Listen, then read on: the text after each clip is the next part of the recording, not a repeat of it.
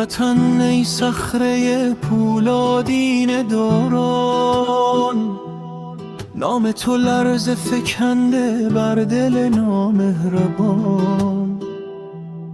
رایت فتح و ظفر بر قله های سوار، تیغ تو بران و عظمت در جهان بیاغدار. از خزر تا نلگون دریای پاره، غیرت شیران تو بر دشمنان شد حکم فرما و باز. همسرایی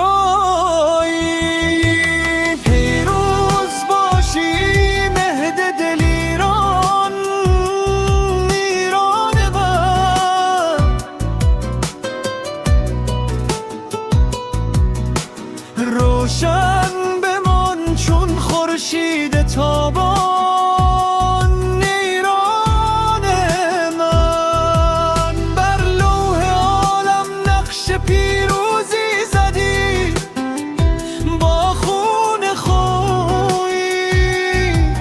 ای سرفراز ای مقتدر ای مرز ایمان، ایران من. بند دوام در نبرد حق و باطل تو شدی پیروز میدان.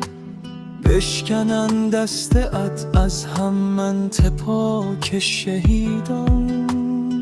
آسمانت غرق نور و خاک تو مهد امید. صبح صادق آمد و شام سیاهی شد سپید. تابت سر بلند تابت پدار، ای فدای نام تو جان و جوانی و دیاره. پیروز باشی ای مهد دل ایران، ایران من. روشن بمان چون خورشید تابان.